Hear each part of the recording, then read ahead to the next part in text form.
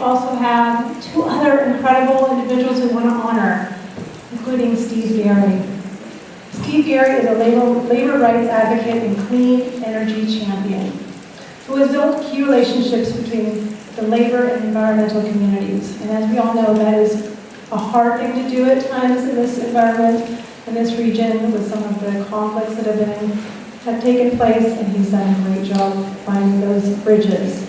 He's a retired refinery worker, former president of the United Steelworkers Local Union, and a member of both the Whatcom Creek Blue Alliance, the Washington Green Blue Alliance, and the Alliance for Jobs and Clean Energy.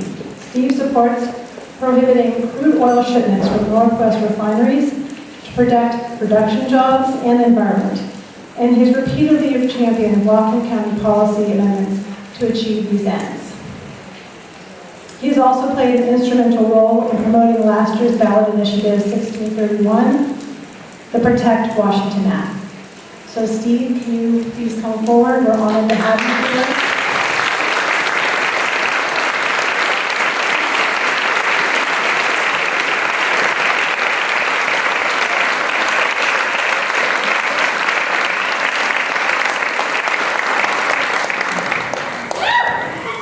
Thank you so much. I'm honored, of course.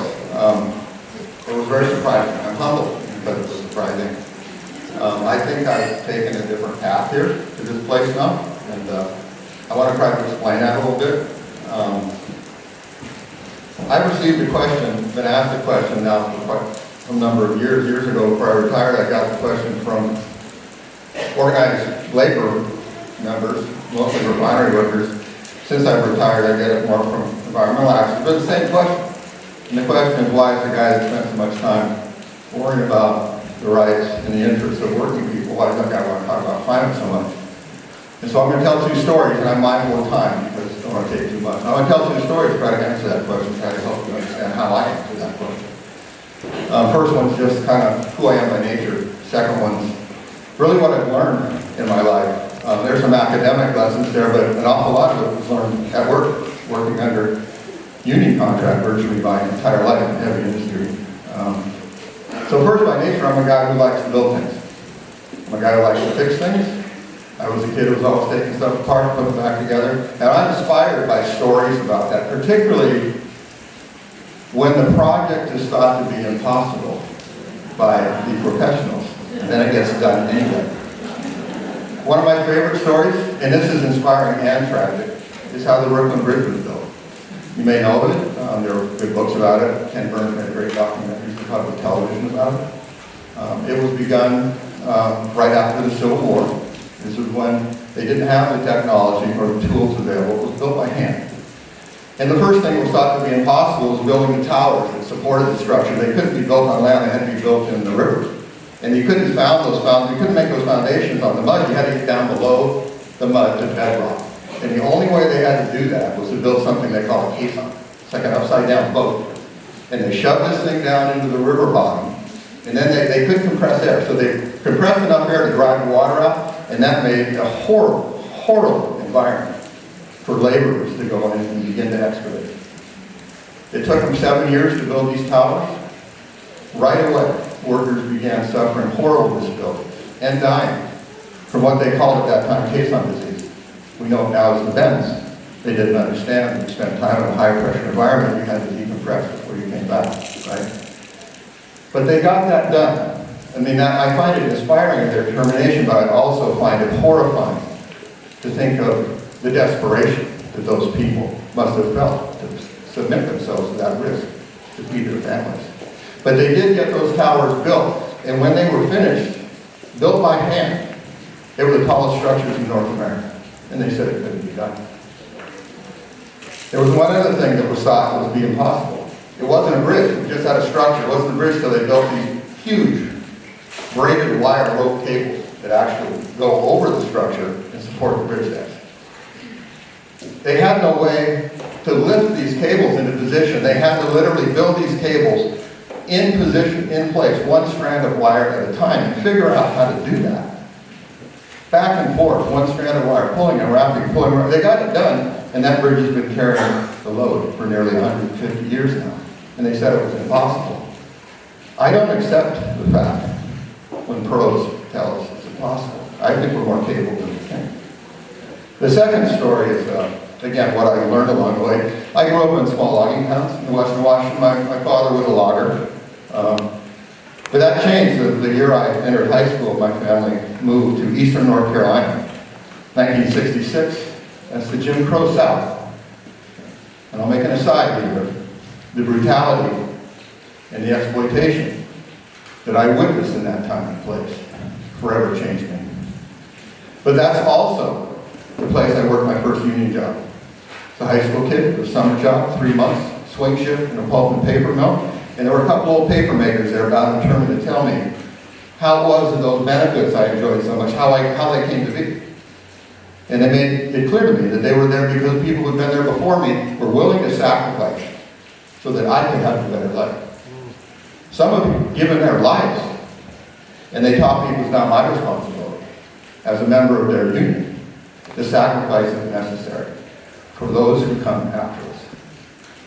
After high school, made my way back here, enrolled in the UW, and studied life science. Got a Bachelor of Science degree. Of course, I learned that life is fragile, and that the web of life is complex, and that it's all evolved to live within a very narrow range of temperatures and pressures.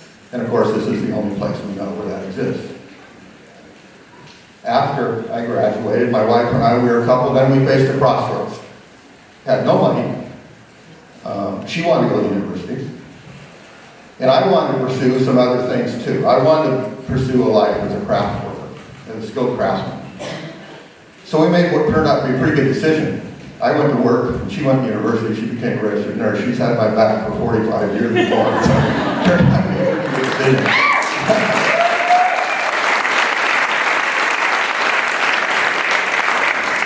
And so I ended up working in construction and in shipbuilding for 10 years in Seattle, in the shipyards.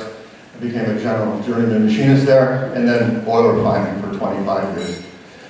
In the shipyards, I learned another very important lesson, something I call relative value. The shipyards are organized in the old AFL model, American Federation of Labor model, the craft model. There were like 12 different unions representing shipyard workers, all based upon different sets of craft skills. I was a machinist.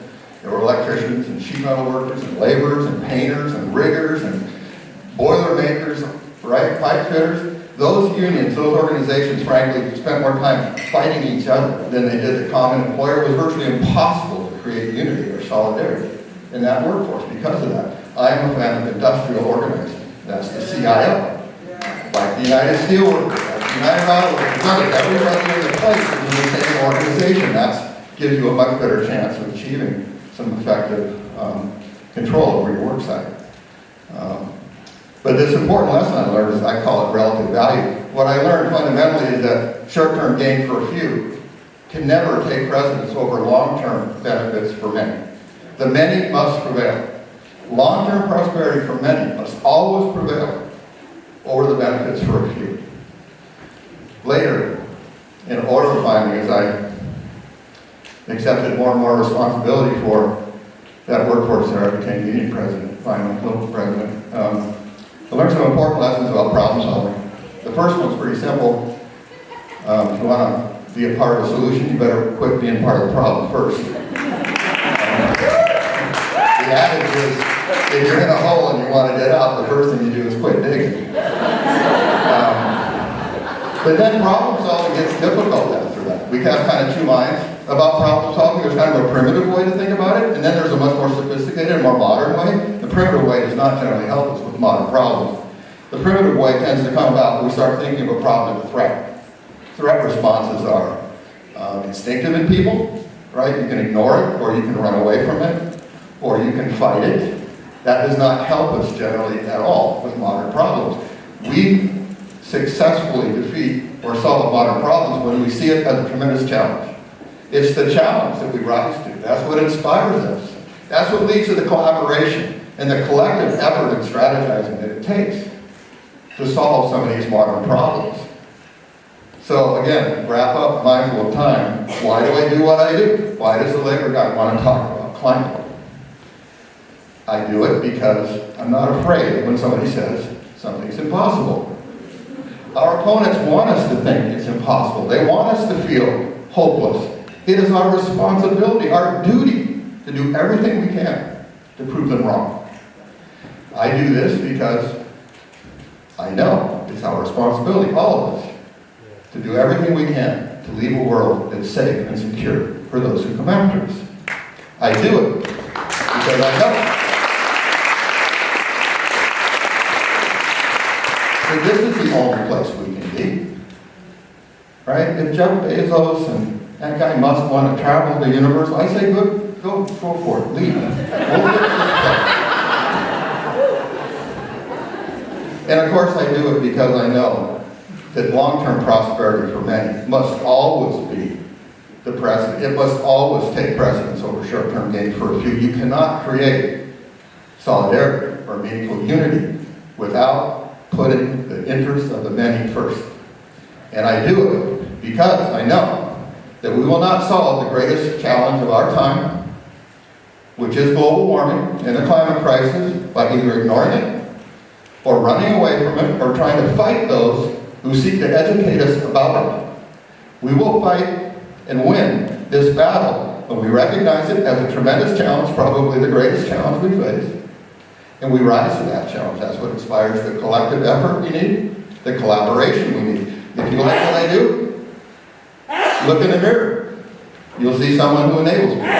If you like what I do, keep doing what you do, please, and encourage others to do the same thing. Because together, and only together, we will do something that is thought to be impossible, that our opponents want us to think is impossible. We'll build a movement that's capable of saving the world for the next generation. Thank you.